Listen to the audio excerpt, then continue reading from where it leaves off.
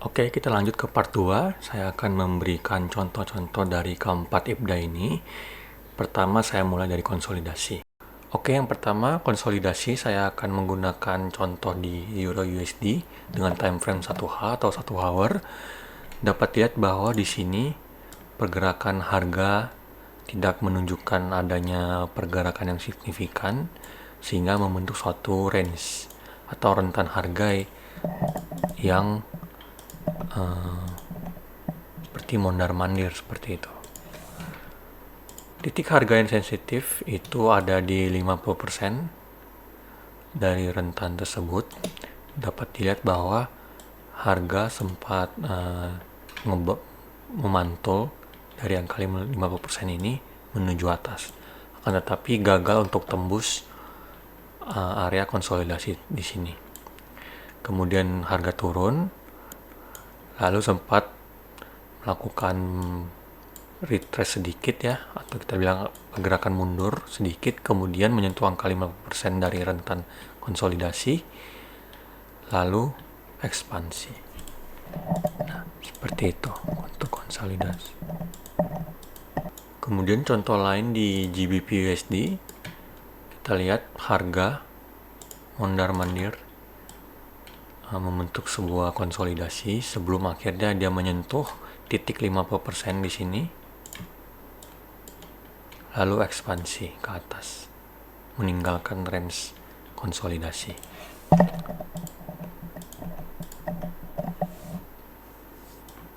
Contoh lain saya ambil di gold, time frame yang sama 1 hour. Harga membentuk sebuah konsolidasi sebelum akhirnya menyentuh kembali di area 5% dan ekspansi. Oke, selanjutnya saya akan coba bahas expansion. Saya mengambil contoh di gold dengan time frame 1 jam. Umumnya expansion itu yang paling mudah dikenalin ya, karena expansion itu hanya berupa lonjakan harga secara signifikan, baik dia turun atau dia naik seperti itu. Nah, titik harga yang cukup signifikan yang perlu diperhatikan adalah range 50% dari range konsolidasi sebelum expansion itu terjadi. Seperti itu. Perlu diperhatikan adalah order block yang umumnya muncul di area sekitar 50% konsolidasi. Di sini ada 2 order block ya, terlihat. Umumnya ini bisa dianggap sebagai satu order block, 2 ini menjadi satu order block. Kemudian di sini juga ada order block, dia kena, lalu expansion ya, kemudian dia retrace lagi menyentuh order block yang ini sebelum akhirnya dari expansion kembali dan reverse seperti itu. Oke, contoh selanjutnya saya juga masih menggunakan instrumen gold, akan tetapi menggunakan time frame 15 menit. Di sini ada konsolidasi 15 menit.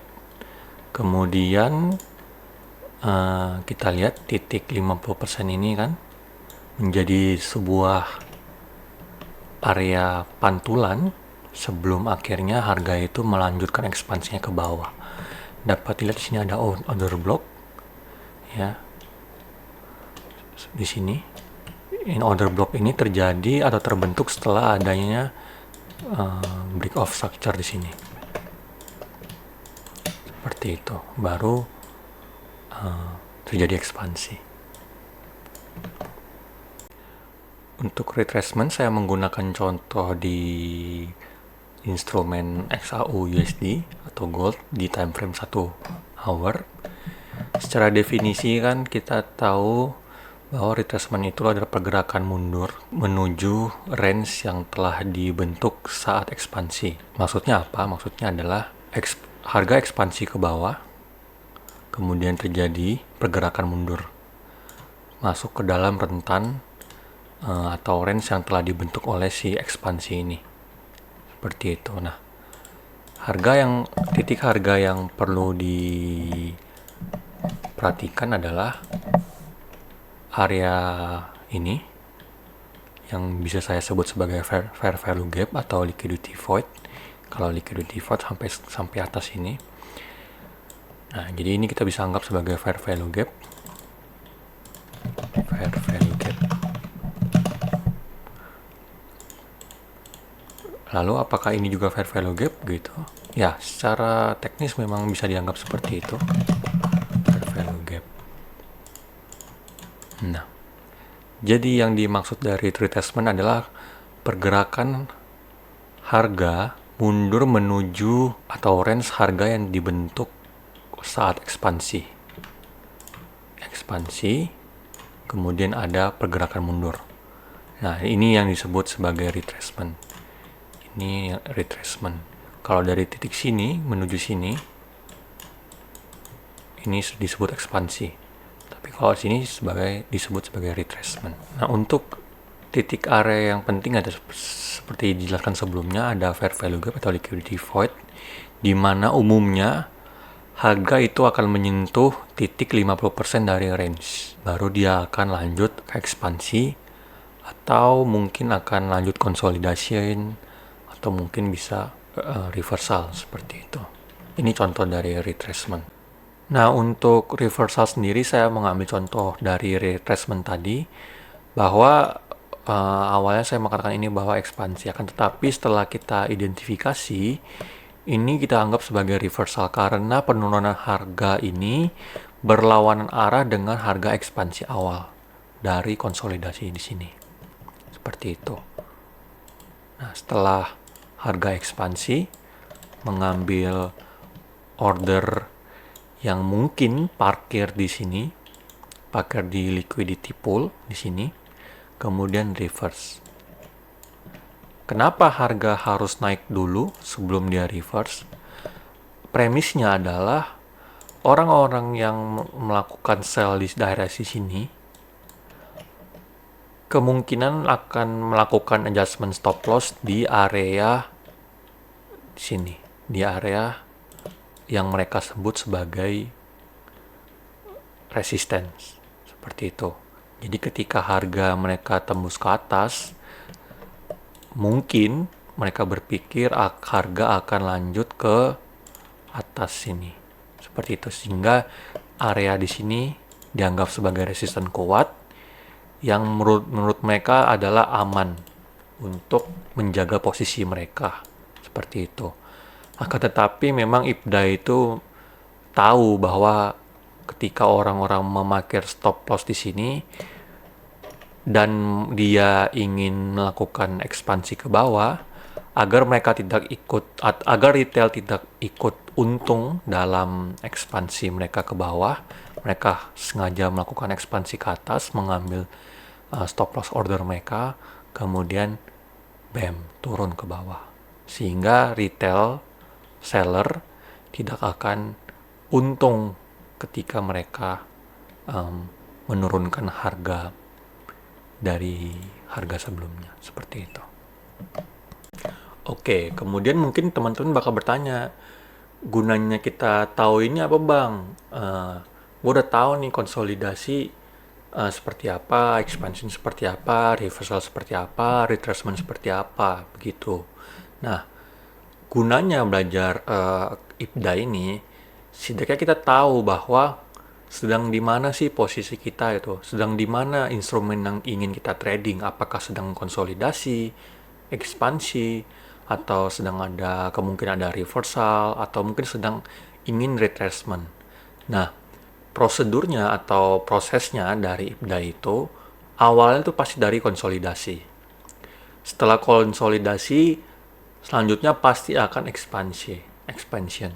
Nah, setelah expansion, ada 3 kemungkinan. Entah itu dia melanjut konsolidasi, atau mungkin seperti tadi kita ada contoh reversal, begitu ekspansi mengambil stop loss order kemudian ada reversal, atau setelah ekspansi dia retracement sebentar, gitu, mengisi liquidity void atau fair value gap, kemudian mungkin bisa juga konsolidasi lagi, gitu.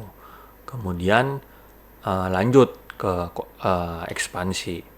Seperti itu aja prosedurnya. Atau kita anggap sebagai cycle. Konsolidasi, expansion bisa ada 3. konsolidasi, reversal atau retracement, anggaplah reversal gitu. Nah, reversal itu juga selanjutnya ada dua kemungkinan, entah itu konsolidasi atau retracement. Setelah retracement, entah itu dia bisa konsolidasi sebentar, lalu lanjut ke ekspansi. Nah, teman-teman tuh setelah mempelajari hal ini harus teliti sedang di mana kita, seperti itu. Kalau misalkan awalnya konsolidasi seperti itu, dia nggak akan langsung reversal. Dia pasti akan, kalau setidaknya dia ingin reversal, setidaknya dia harus ekspansi dulu, mengambil stop loss order seperti itu. Dan juga nggak mungkin dari konsolidasi retrace. Loh, ya kenapa? Karena expansion aja belum, apa mau retrace gitu. Setelah konsolidasi pasti akan terjadi expansion seperti itu. Kemudian reversal atau mungkin retracement. Retracement ini pun dia bisa langsung ke expansion sebenarnya kan, melanjutkan harga continuation gitu.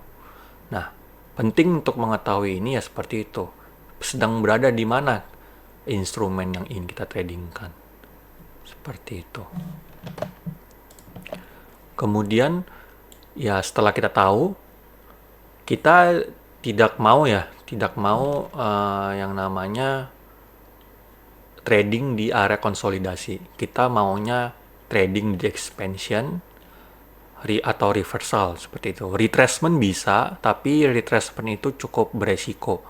Intinya, kalau saya secara personal lebih ingin trading ketika setelah konsolidasi itu expansion gitu. Kemudian kedua yang saya inginkan tuh mungkin trading reversal.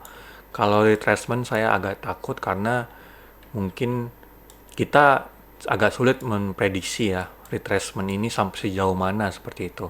Jadi saya kadang kurang yakin sama trading arah retracement, dan kita sangat tidak menginginkan trading di area konsolidasi karena dia random bisa mengambil stop loss kita seperti itu.